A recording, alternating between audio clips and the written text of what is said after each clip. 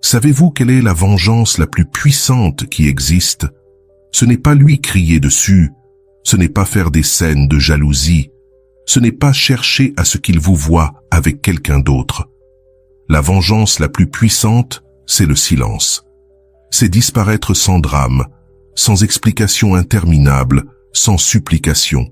C'est partir quand personne ne s'y attend et construire une vie si pleine qu'au moment où il voudra revenir, il n'y aura déjà plus de place pour lui. Aujourd'hui, je veux vous parler de quelque chose que j'ai vu des milliers de fois en consultation, quelque chose qui change des vies de fond en comble, ce moment où vous réalisez que la personne à laquelle vous avez tout donné ne vous voit tout simplement pas, et comment cette douleur insupportable peut devenir la transformation la plus belle que vous vivez. Pendant des années, on vous a appris qu'aimer, c'était tout donner, que si vous aimiez vraiment quelqu'un, vous deviez toujours être disponible, toujours pardonner, toujours attendre. On vous a répété que le véritable amour supporte tout, pardonne tout, endure tout. Et vous l'avez cru. Vous avez sacrifié votre temps, votre sommeil, votre énergie, en pensant qu'ainsi, il vous aimerait davantage. Mais plus vous donniez, moins vous receviez. Plus vous vous livriez, plus vous deveniez invisible. C'est une équation perverse. Votre générosité se transforme en indifférence. Votre amour devient quelque chose qu'il tient pour acquis. Alors vous vous demandez, pourquoi quand je donne tout, il ne me donne que des miettes? La réponse est plus douloureuse que vous ne l'imaginez. Ce n'est pas qu'il ne voit pas ce que vous faites pour lui. C'est qu'il a appris qu'il peut vous avoir sans effort, sans réciprocité, sans respect. C'est vous qui lui avez enseigné que votre amour était inconditionnel jusqu'à l'autodestruction. Et c'est là que se trouve le problème fondamental. Il y a eu un moment où vous avez cessé de vous aimer vous-même pour l'aimer lui. Toute votre vie a commencé à tourner autour de lui. Vos plans dépendent de sa disponibilité. Votre humeur dépend de son attention. Votre estime dépend de sa validation. Quand une personne devient votre raison de vivre, quand vous vous définissez à travers elle, quand elle détermine votre identité même, vous avez franchi la frontière entre amour et dépendance émotionnelle. Si ce message résonne en toi, fais-le-moi savoir. Like la vidéo, écris en commentaire « J'ai de la valeur » pour me dire que tu ressens cette énergie. Et si ce n'est pas encore fait, abonne-toi pour ne rien manquer par la suite. Car ce voyage ne fait que commencer. Et la dépendance émotionnelle est l'une des prisons les plus subtiles qui existent. Elle n'a pas de barreaux visibles, mais elle vous retient avec des chaînes invisibles faites de peur, peur de la solitude, peur de l'abandon, peur de ne pas être suffisante, peur de ne jamais trouver quelqu'un d'autre qui vous aime. Je connais parfaitement ce moment de panique quand vous pensez à le quitter. Votre esprit vous bombarde de questions terrifiantes. Qui va m'aimer à nouveau? Comment vais-je vivre sans lui? Et si je me trompais et que je perdais l'amour de ma vie? Mais ce qui vous terrifie réellement, c'est de vous retrouver face à vous-même, face à votre propre compagnie, face à une vie où il n'est plus le protagoniste. Ce terroir est réel, mais laissez-moi vous dire une chose, cette peur est la porte de votre libération. Les relations toxiques suivent un schéma qui se répète encore et encore. D'abord, il y a la lune de miel, où tout est parfait, où vous recevez exactement ce dont vous avez rêvé. Alors, vous vous attachez, votre cerveau associe cette sensation de plénitude à cette personne. Ensuite, vient la tension. Il devient froid, distant, indifférent. Vous ne comprenez plus rien. Vous vous demandez ce que vous avez fait de mal, pourquoi tout a changé. Vous cherchez des réponses, vous vous blâmez, vous vous adaptez, vous donnez plus. Puis arrive le conflit ouvert, les manques de respect, les humiliations, les paroles blessantes, parfois même l'infidélité ou l'abandon émotionnel. Votre estime s'effrite lentement. Vous commencez à croire que le problème, c'est vous. Que si vous étiez meilleure, plus belle, plus intéressante, plus docile, il vous aimera enfin comme vous le méritez. Et juste au moment où vous êtes prête à partir, il revient avec des promesses, des gestes romantiques, les mots que vous rêviez d'entendre. Et vous revenez, parce que vous avez de l'espoir, parce que vous pensez que cette fois, ce sera différent. Mais rien ne change. le cycle recommence, et à chaque tour, vous perdez un peu plus de vous-même, de votre dignité, de votre essence. L'un des plus grands pièges que je vois constamment, c'est l'idéalisation. Vous transformez cette personne en quelque chose qu'elle n'a jamais été. Vous lui attribuez des qualités qu'elle n'a jamais eues. Vous justifiez ses défauts en pensant qu'ils sont temporaires et qu'ils vont finir par disparaître. Vous tombez amoureuse de l'image parfaite que vous avez construite, pas de la personne réelle. Et tant que vous aimez cette version fictive, vous serez éternellement déçu par la réalité. Puis arrive le moment du réveil, et ce réveil est brutal. C'est comme si quelqu'un allumait une lumière aveuglante dans une pièce où vous viviez dans le noir. Soudain, vous voyez tout, les mensonges que vous vous racontiez, les signaux que vous avez ignorés, le temps perdu, la femme que vous êtes devenue pour retenir quelqu'un qui n'a jamais vraiment été là. Vous voyez comment vous avez sacrifié vos amitiés, vos passions, vos projets, vos rêves, parce que toute votre énergie était investie pour maintenir à flot une relation qui coulait. Et vous réalisez que vous avez négocié votre dignité. Vous avez accepté d'être traité comme une option quand vous méritiez d'être une priorité. Vous avez toléré l'indifférence alors que vous méritiez la présence. Vous avez accepté la trahison alors que vous méritiez le respect.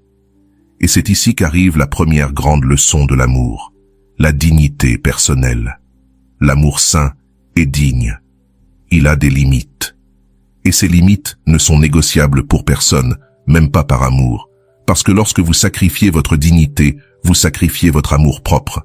La dignité n'est pas de l'orgueil, ce n'est pas de l'arrogance, c'est la frontière sacrée qui dit « Jusqu'ici, je ne permets pas qu'on me traite ainsi parce que je me respecte, parce que je me valorise, parce que je mérite mieux. » Et vous l'avez franchie tellement de fois que vous ne savez même plus où elle se trouve. Vous avez normalisé l'inacceptable. Vous avez justifié l'injustifiable. Vous avez transformé la maltraitance en preuve d'amour. Alors vient le moment de prendre la décision la plus difficile et la plus libératrice. Partir. Et je ne parle pas seulement de partir physiquement, je parle de partir émotionnellement. Parce qu'on peut être loin physiquement d'une personne et rester totalement attaché émotionnellement. Il faut prendre de la distance intérieure. Revenir à vous, à votre histoire, à votre amour propre. Décider que ses paroles ne vous affecteront plus, que son indifférence ne définira plus votre humeur, que sa présence ou son absence ne déterminera plus votre valeur. Ce détachement n'est pas une vengeance, ce n'est pas de la manipulation, c'est de la survie émotionnelle, c'est dire à votre cœur « Tu ne me définis plus, ton opinion ne me gouverne plus, ta présence ne me touche plus ». C'est arrêter de répondre à ses messages quand ça l'arrange. C'est arrêter de décrocher ses appels nocturnes quand il est seul ou ennuyé. C'est arrêter d'être disponible pour être son plan B lorsque sa première option n'est pas libre. Et croyez-moi, c'est infiniment plus difficile qu'une confrontation. Parce que chaque fois que vous ignorez un message, chaque fois que vous ne répondez pas à une demande, vous choisissez vous au lieu de lui. Le détachement n'est pas arrêter d'aimer. C'est arrêter de nécessiter, c'est vous libérer de cette dépendance qui vous étouffe. Le détachement exige de faire face à ses peurs les plus profondes, sans anesthésie, sans distraction, sans remplacer une dépendance par une autre. C'est un face-à-face direct avec ce que vous êtes, avec vos insécurités, avec votre solitude. Le détachement n'est pas de l'indifférence, ni de la froideur, ni un manque d'émotion. C'est une liberté émotionnelle. C'est pouvoir penser à cette personne sans que ça fasse mal. C'est pouvoir se rappeler les bons moments sans les idéaliser. C'est pouvoir reconnaître les mauvais moments sans se victimiser. Pendant ce processus, vous devez démonter des croyances profondément enracinées. Je ne peux pas vivre sans lui. Personne ne m'aimera comme lui. J'ai trop investi pour partir maintenant. Si je fais encore un effort, il va changer. Ces croyances sont des mensonges que votre peur vous raconte. Des mensonges qui vous maintiennent prisonnière, et vous devez les désinstaller une par une, avec patience, compassion envers vous-même et détermination. Et voici ce qui est intéressant. Quand vous partez vraiment, quand vous fermez cette porte émotionnelle, quelque chose change. celui qui était habitué à votre présence inconditionnelle, commence à remarquer votre absence. Les messages auxquels vous répondiez toujours restent désormais en silence. Les appels que vous preniez même au milieu de la nuit vont maintenant directement sur la messagerie. L'espace que vous occupiez dans sa vie devient un vide que rien ne peut remplir. Au début, il ne le remarque probablement pas. Il est habitué à ce que vous soyez toujours là, toujours de retour, toujours en train de pardonner. Mais avec le temps, avec les jours et les semaines qui passent, quand vos réponses ne viennent plus, quand votre présence disparaît, quand votre énergie n'alimente plus la relation, alors il le ressent. Votre absence lui enseigne le prix de l'indifférence. Elle lui enseigne la valeur de ce qu'on perd quand on ne prend pas soin de ce qu'on a. Elle lui enseigne qu'il y a des conséquences au maltraitement, à la négligence émotionnelle, au fait de tenir quelqu'un pour acquis. Mais plus important encore, votre absence vous enseigne à vous. Elle vous montre que vous pouvez, que vous êtes plus forte que vous ne le croyiez, que votre bonheur ne dépend pas d'une personne, que votre vie continue et s'épanouit, même sans cet amour que vous croyiez indispensable. Quand vous brisez la dépendance émotionnelle, quand vous vous éloignez de façon authentique, vous récupérez quelque chose d'inestimable, votre propre pouvoir. Les paroles de cette personne cessent d'avoir du poids. Son indifférence cesse de vous blesser. Sa présence ou son absence cesse de définir votre journée. Cela arrive parce que votre validation ne vient plus de l'extérieur, mais commence enfin à venir de l'intérieur. Vous n'avez plus besoin qu'il vous dise que vous êtes belle pour vous sentir belle. Vous n'avez plus besoin qu'il vous prouve son amour pour savoir que vous êtes digne d'amour. Vous n'avez plus besoin de son approbation pour prendre des décisions dans votre propre vie. C'est ce que j'appelle voyager vers l'intérieur. C'est plonger dans votre univers intérieur, vous reconnecter à votre histoire, à vos valeurs, à votre essence. C'est vous rappeler qui vous étiez avant lui et découvrir qui vous pouvez devenir sans lui, pendant que lui continue d'être la même personne, à faire les mêmes choses, au même endroit. Vous êtes en train de vous transformer. Vous commencez à investir en vous-même, à consacrer du temps à ce qui vous passionne, à reconnecter avec des amis que vous aviez délaissés, à reprendre des projets abandonnés. Vous vous traitez avec humanité, respect, dignité. Vous vous offrez les attentions qu'il ne vous a jamais données. Vous vous dites les mots doux qu'il ne vous a jamais dit. Vous vous valorisez comme jamais il ne vous a valorisé. Et alors, quelque chose de magique se produit. Vous n'avez plus besoin de sa validation pour vous sentir précieuse. Vous n'avez plus besoin de son attention pour vous sentir vue. Vous n'avez plus besoin de son amour pour vous sentir complète. Cette transformation n'est ni bruyante, ni dramatique. Elle est silencieuse, profonde, permanente. Personne ne la voit de l'extérieur, parce qu'elle se passe à l'intérieur, mais vous la sentez dans chaque cellule de votre être. Vous sentez votre force revenir, votre clarté mentale, votre paix intérieure. Dans ce processus, vous apprenez à construire les piliers de l'amour-propre. Vous apprenez à vous respecter, à vous accepter de manière inconditionnelle, non pas depuis la perfection, mais depuis la compassion, non pas depuis l'ego, mais depuis la dignité. L'amour-propre n'est ni un luxe, ni un slogan vide. C'est la base de votre santé psychologique, de votre bien-être émotionnel, de votre capacité à établir des relations saines. C'est comprendre que votre valeur ne dépend pas de l'opinion des autres, ni de votre statut marital, ni de votre apparence physique, ni de vos réussites.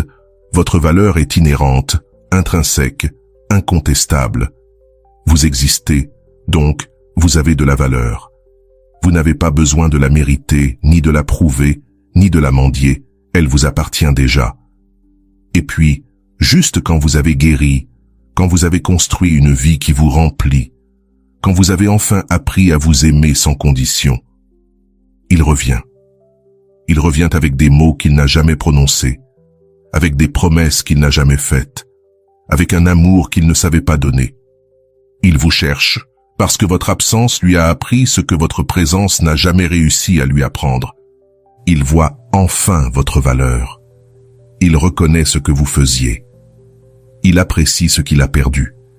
Mais cette prise de conscience arrive trop tard. Et vous faites alors face à la dernière épreuve de votre évolution émotionnelle, la tentation de revenir, parce qu'il y a quelque chose de séduisant dans le fait d'être enfin vu, enfin valorisé, enfin aimé, comme vous l'avez espéré. Votre esprit vous bombarde. Et s'il avait vraiment changé? Et si cette fois il me valorisait? Et si je regrettais? Et si c'était l'amour de ma vie et que je le laisse partir?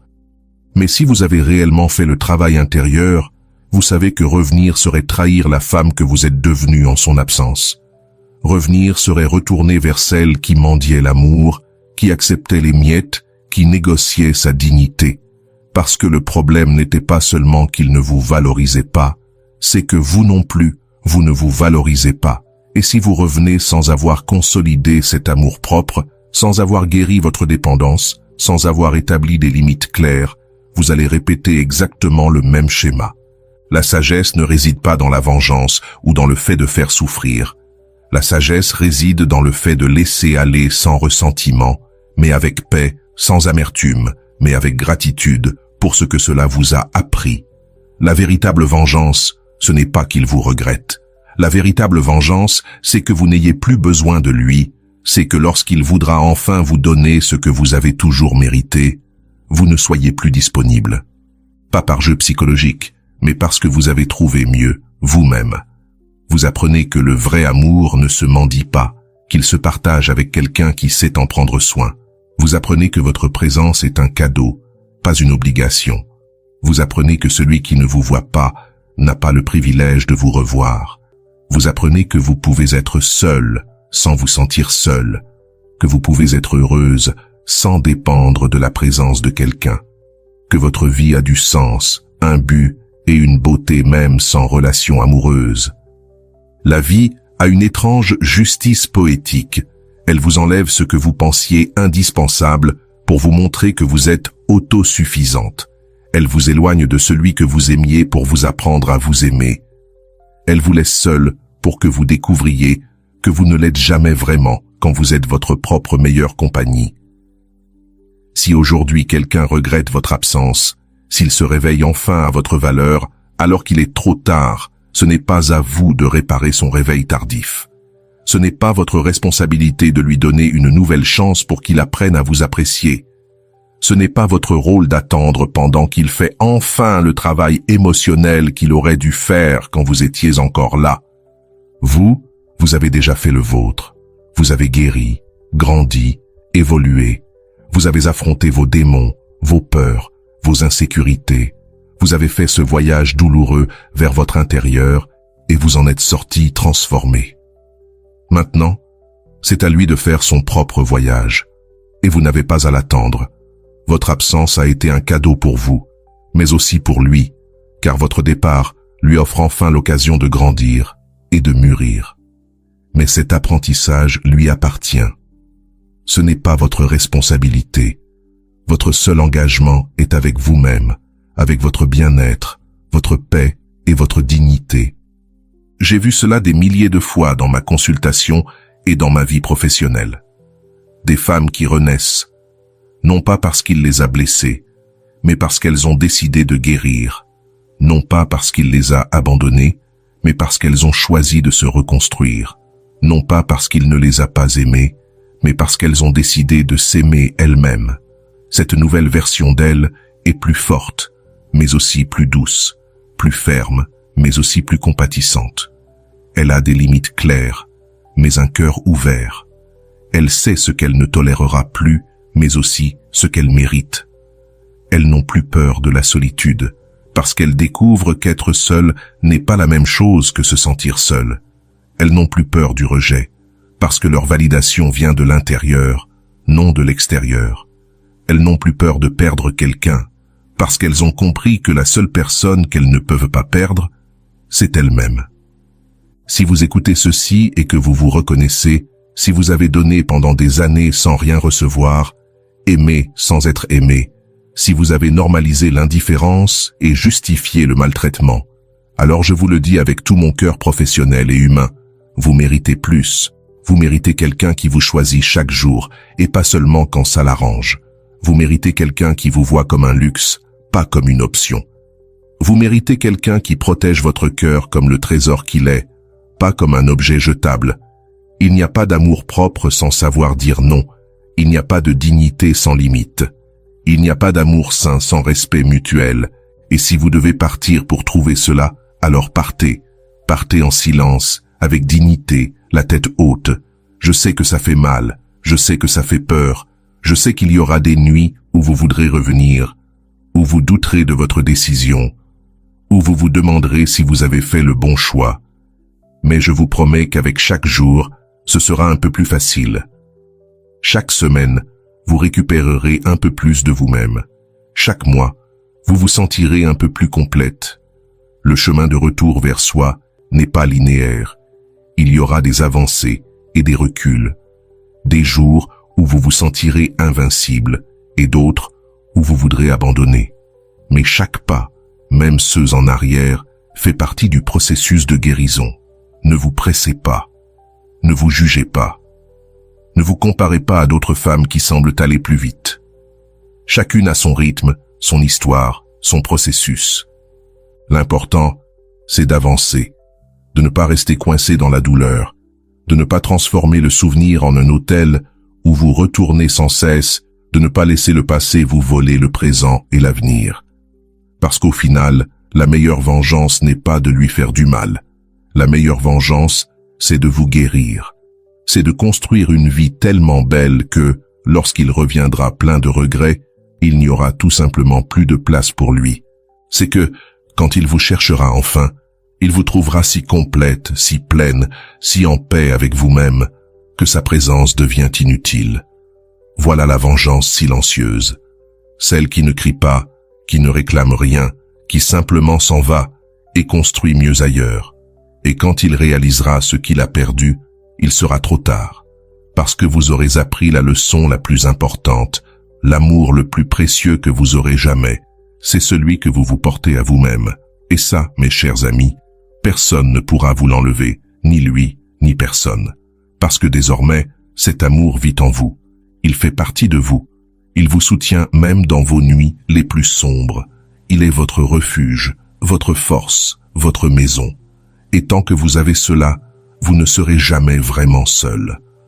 Alors, si aujourd'hui vous êtes dans cet endroit douloureux où vous devez choisir si vous restez, ou si vous partez, si vous continuez, ou si vous lâchez, si vous pardonnez encore une fois, ou si vous fermez la porte définitivement, écoutez-moi bien.